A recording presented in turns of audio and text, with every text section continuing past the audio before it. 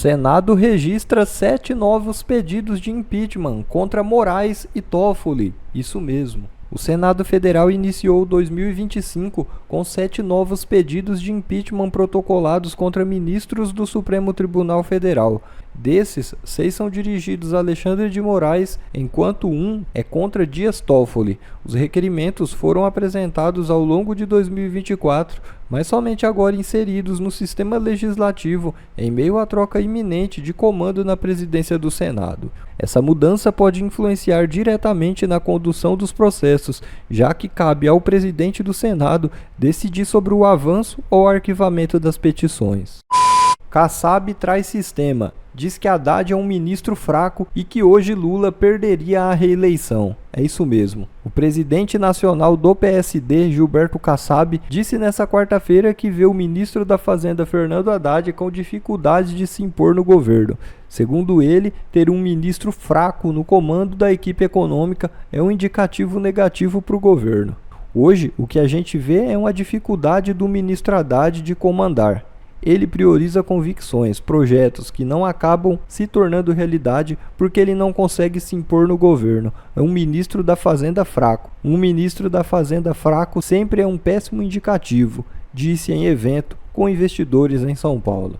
Na conversa, Kassab mencionou ministros anteriores, como Palocci, Henrique Meirelles e Paulo Guedes, declarando que acredita no sucesso da economia quando se tem ministros da economia fortes, como os citados. No evento, Kassab também foi questionado sobre as perspectivas para a eleição de 2026. Segundo ele, a possibilidade de reeleição do Luiz Inácio Lula da Silva hoje é difícil. Ele disse: "O Lula, como eu disse, acho que se fosse hoje, perderia a eleição, mas sempre é um candidato forte, tem muita experiência e pode haver uma reviravolta em seu governo." Fecha aspas. Bem estranha essa mudança de posicionamento do Kassab às vésperas da eleição. Pelo jeito já percebeu que o Lula tá levando o Brasil pro buraco e quer tirar o Centrão do barco. A gente traz aí essa informação, um registro de mais 6 pedidos de impeachment contra o ministro Alexandre de Moraes, são ainda do ano passado, rescaldo de 2024, mas contabilizados agora para o começo de janeiro. Pedidos extremamente mais bem, eu não vi obviamente desses, mas são mais novos, mais recentes, mas mesmo os que estavam bem, digamos, produzidos com evidências muito claras, sequer foram analisados pelo Rodrigo Pacheco. Não houve a menor chance disso ir adiante nesses 2 últimos anos. Agora vamos ter um novo presidente do Senado, Davi Alcolumbre, tudo indica, deve ser eleito, o que também não sinaliza para essa possibilidade. Mas, de novo, tem uma coisa que a gente precisa observar, e aí vou voltar ao comentário anterior sobre o Kassab, o Gilberto Kassab. Tem muita coisa acontecendo no país e é impossível prever com exatidão o que vai acontecer. Uma coisa é você pedir o impeachment do ministro Alexandre de Moraes no ano passado, com o governo Lula recém-chegado ao poder, com toda aquela narrativa do 8 de janeiro, enfim, com o Congresso ainda dócil e sendo alimentado com um monte de emendas parlamentares, aliás, bilhões de emendas parlamentares ali. Então você tinha um governo que não estava forte, mas enfim, o governo tinha acabado de chegar ao poder. Hoje você tem um governo cada vez mais enfraquecido, decadente politicamente, sem nenhuma liderança, sem capacidade de liderar, com a economia em frangalhos, sem ninguém à vista para substituir o próprio Lula, ou mesmo ter algum nome na economia com capacidade de gerar alguma credibilidade. O governo é uma galhofa hoje, o governo é uma piada pronta, uma piada automática, vira meme qualquer coisa que o governo faz. O governo não conseguiu acertar nada do que fez recentemente. Pensa bem o que é isso. A última foi essa tentativa de criar uma narrativa em relação aos deportados. Não demorou meia hora, as redes sociais já mostravam que tinha gente condenada por lavagem de dinheiro e que sempre chegaram algemados, e que também essa última leva de deportados foi do governo Biden, não do governo Trump. Ou seja, nada resiste aos fatos e tampouco as redes sociais que trazem os fatos. Então, uma coisa é você falar de impeachment de ministro ou de qualquer outra coisa desse consórcio que se tornou, infelizmente, pela fraqueza do governo Lula e por essa preponderância colocada pelo Supremo Tribunal Federal, que se sobrepõe aos outros poderes, invadindo prerrogativas, 2 anos atrás, no começo do governo. Hoje muita coisa se alterou.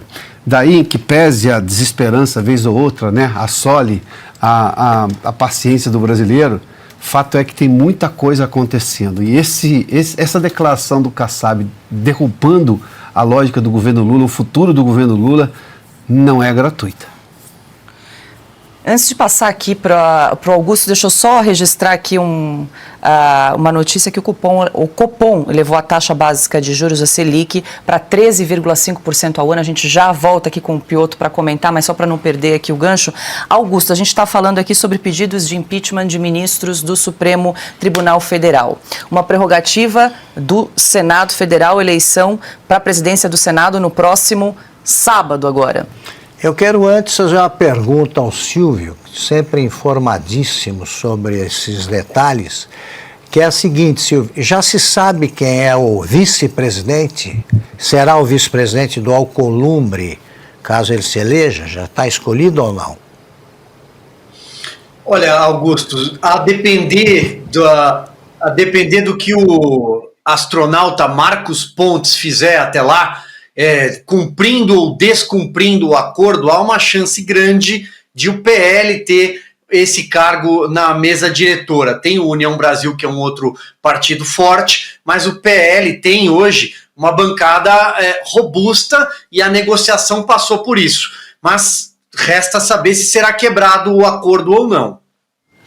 Bom, então tá. Já dou a informação sobre o astronauta primeiro, né? Ele, não sei porquê, eu fiz um comentário aqui sobre a candidatura dele, ele divulgou, divulgou em algum lugar que queria direito de resposta.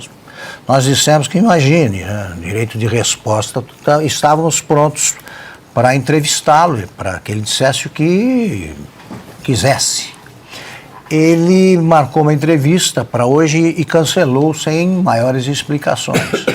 Né? Continuamos, agora já estamos em cima da hora, né? Mas isso vale para todos. Quem quiser ser entrevistado aí para responder alguma coisa que não corresponde à verdade, estamos aqui para ouvir. Vamos lá. Vou fazer uma especulação, faz de conta que é verdadeira, porque é pura especulação. O PL indica o vice. O Alcolumbre, que é capaz de fazer acordo quando lhe convém, com qualquer tendência política, o Alcolumbre resolve, em qualquer momento, viajar para o exterior. Assume a presidência o vice indicado pelo PL. E o vice pelo PL coloca em votação, apresenta ao plenário um pedido de impeachment para que seja votado. Isso pode acontecer. Pode acontecer.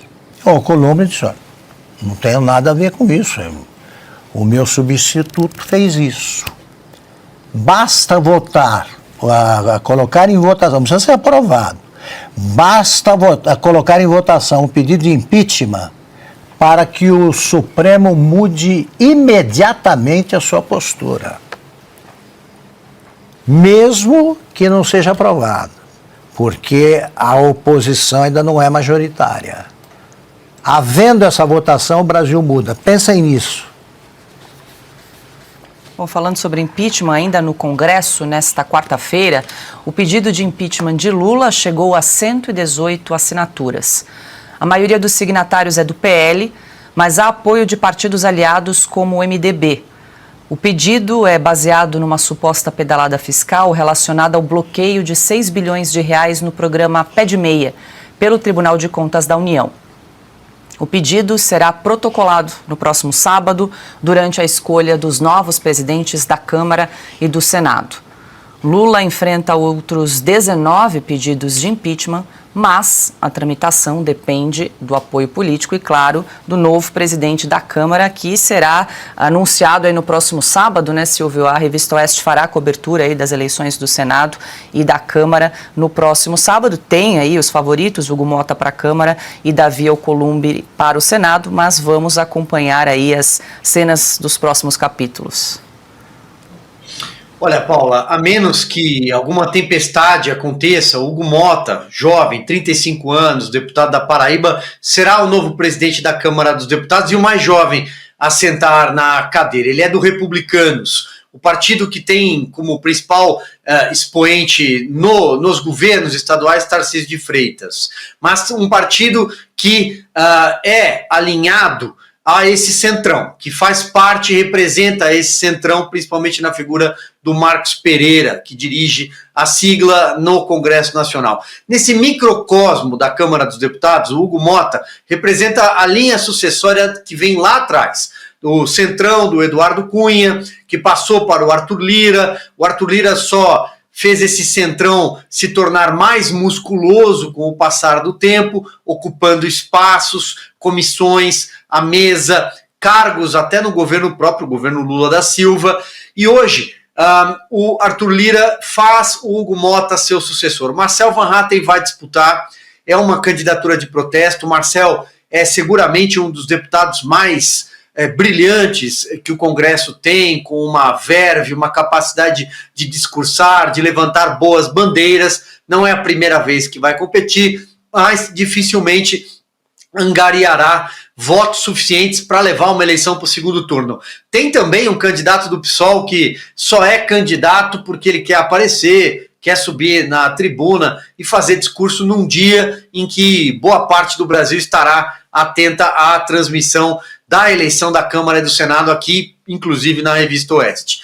Dito isso, Hugo Mota deve fazer, segundo as contas, algo próximo de 450 votos. Seria uma votação expressiva, não maior do que o recorde do próprio Arthur Lira, 464 votos, a maior da história. 30 votos a mais do que João Paulo Cunha em janeiro de 2003 e mais do que o Ibsen Pinheiro na virada da década de 90. Mas ele deve ter esse tamanho, porque ele tem, naquela foto que a gente mostrou, um arco gigantesco de partidos que respaldam a candidatura dele. O PL, o PP estarão também presentes na mesa diretora em cargos importantes. Por exemplo, nesse mesmo cenário descrito como possibilidade para o Senado, na Câmara. Na ausência do Hugo Mota, teremos lá um deputado, o deputado Altineu, por exemplo, do PL, que pode conduzir os trabalhos da Câmara dos Deputados. E a pauta prioritária dentro desse acordo, que muita gente não gosta, não é talvez o melhor caminho, quando a gente pensa em embate entre forças políticas, mas é a realidade do Congresso Nacional, é a realidade da Câmara. E ali, a pauta da anistia foi uma exigência, esperamos que seja cumprida. Como o PL consegue acordos na Câmara e não conseguiu no Senado por ter o bater chapa, né, batido chapa, o Rogério Marinho enfrentou o Pacheco na última eleição, o Pacheco venceu com 49 votos, o PL conseguiu, nos últimos tempos, presidir a Comissão de Constituição e Justiça, tivemos a Carol Detoni, tivemos a Bia Kicis, tivemos o Nicolas Ferreira na Educação, entre outras comissões. Então, é o xadrez político organizado pelo presidente Jair Bolsonaro para que o Congresso Nacional marque uma posição numa reta final para a eleição. Finalizando, Paulo, a questão do impeachment que você trouxe no enunciado tem hoje 118 votos, assinaturas, ainda tem um terreno a ser cumprido para alcançar um número mínimo. Essas assinaturas são basicamente do PL e alguns partidos mais à direita, porém, impeachment é toda aquela conjectura que a gente tanto fala, povo na rua, um vice que queira assumir a presidência da República e um presidente com um governo capenga. Por enquanto, nós temos este último fator, um governo capenga, um presidente que não tem mais forças para seguir à frente do país. Essa é, sem sombra de dúvida, a mais importante notícia desse ano. Nenhuma das outras notícias que a gente acompanhou ao longo desse ano de 2025 me deixou tão esperançoso e tão entusiasmado quanto essa. Mas antes de falar o que é essa notícia, você tem que entender o contexto. Eu tenho dito que a única coisa capaz de derrubar ou manter um governo é o centro. É o centro que faz o cálculo constantemente o quão benéfico é estar com o governo ou estar longe do governo. É o centro que define se as nossas pautas vão avançar ou não. Na verdade, ele é que define quais pautas avançam. Porque a verdade é que a maioria do Congresso é constituída por pessoas que estão lá apenas para poder se reeleger, se perpetuar ali dentro. E eles têm uma tendência de ir para o poder, ou aquilo que é a previsão de poder. E eu falo, não tem impeachment do Lula até o centro abandonar o ladrão. E o Lula gastando muito dinheiro para comprar o centro e manter o centro do seu lado. Tem um partido no Brasil que eu falo que é o partido do STF. É o partido que está sempre protegendo Alexandre de Moraes. É o partido que a gente até fez a campanha contra ele. Um dos partidos que mais cresceram em prefeituras. O partido que mais cresceu em prefeituras. Eu estou falando do PSD. E o presidente do PSD, ele é a personificação daquele extremo centrismo, né? Aquele centro fisiológico da emenda do poder, que não se preocupa muito com o Brasil, que só se preocupa em estar ali e aproveitar das benesses e privilégios e vantagens do mundo político. O Kassab falou algo que com certeza vai tirar o sono do PT. E preste atenção, é a melhor notícia que nós temos até agora. Lembrando, Kassab é a personificação do centro. Kassab leva o centro para a direita. Lula perderia hoje e Haddad é fraco. É lógico, depois da crise do Pix, o Haddad não tem a menor chance. Olha aqui. Agora eu preciso do óculos, não enxergo mais nada. Uma espécie de coordenador das forças de centro, Gilberto Kassab, deixou claro hoje que está abandonando o projeto de Lula e por razões óbvias. Uma administração fraca e sem rumo. Em palestra na Latin American Investment Conference, organizado pela UBS nesta quarta-feira, Kassab disse que Lula perderia a reeleição hoje e revelou que os partidos de centro estão criando uma alternativa para 2026. A prioridade do PSD é a candidatura de Ratinho Júnior à presidência, disse. Elogiou Tarcísio Freitas, mas insistiu que o governador de São Paulo, de quem é braço direito na administração atual, vai tentar um segundo mandato. O cacique do PSD também se disse preocupado com a economia e teceu duras críticas a Fernando Haddad. Não vejo articulação para reverter uma piora do cenário. Para Kassab, Haddad é um ministro fraco. Ele ressaltou o comando exercido por Paulo Guedes e Henrique Meirelles quando ministros. Acabou Lula. Presta atenção. Esse cara aqui, ó, que parece o Chuck, ele é a personificação do centro. Ele é. Se o centro pudesse incorporar em uma pessoa, é ele. O maior partido do centro hoje, mais relevante que o MDB, disse que está se afastando do Lula. Se isso acontece, acabou.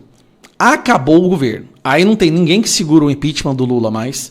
Não tem Lula passando projeto. Não vai ter Lula passando censura. E nem o STF vai poder fazer nada, porque preste atenção. O PSD é o partido que protege o STF. Então, se o partido que protege o STF decide que não vai andar mais com o Lula, o STF não vai sair para proteger o Lula. Você entende? É o sistema cuspindo o Lula. Muito claro, tá? Não vai se confundir, achar o PSD mudou de lado. Não mudou de lado. O PSD é o sistema, é a partir do sistema. Só que o sistema está percebendo que o Lula está custando muito caro e vai ficar muito difícil para o sistema continuar no poder se o Lula continuar na presidência ou se o Lula tiver chance. Então tem que pular fora do barco. Se o PSD sai, aí é uma reação em cadeia, tá? Aí nós vamos ver os republicanos pulando fora, nós vamos ver a União pulando fora, o PP pulando fora. Não vai sobrar ninguém. Escuta o que eu estou te falando. Esta é a melhor notícia, pelo menos para a política brasileira, lógico. Não vamos falar da eleição, das decisões do Donald Trump e tal, mas para a política nacional, se isso realmente se concretizar, isso vai ser sensacional. Aí sim eu posso te garantir, é o fim do Lula. Eu acho engraçado porque só dele ter falado isso, há alguns dias o Kassab estava... Eu até publiquei um vídeo sobre isso. O centro viu que o Lula está sangrando e falou, ó, já que está sangrando, vamos lá pegar mais carne, pegar mais fatia desse bolo. E falou que queriam ministérios de mais destaque. Parece que o Lula disse não. Ou eles recalcularam, né, as vantagens e problemas e perceberam, não compensa pegar ministério com esse governo porque ele vai prejudicar o partido. É aquilo que eu falo. O governo está tão podre, tão contagioso, que agora o centro vai se afastar. E quando o centro abandona o governo cai. Não adianta, porque esse governo não tem povo. No Bolsonaro, o centro até arrumou briga com o Bolsonaro. Por que o Bolsonaro não caiu? Porque milhões de pessoas iam às ruas para defender o presidente. Fomos nós que fomos às ruas, que a gente ajudou a segurar o presidente no mandato. o Lula não tem nenhuma Kombi de pessoas para defender ele. A única coisa que sustenta ele é o centro e o STF. Só que o centro, esse é o centro que protege o STF. Cara, tempestade perfeita. Eu tô muito empolgado. Eu tô vendo que agora esse governo acabou. Acabou, mas mesmo assim, 16 de fevereiro, a gente vai para as ruas para dar aquele empurrãozinho final. Um abraço. Bom, pessoal, esse foi mais um vídeo. Eu espero que vocês tenham gostado. Se vocês gostaram, deixa o like aqui para fortalecer nosso canal. Logo eu volto trazendo mais informações da política para vocês. Um forte abraço, fiquem todos com Deus e até a próxima.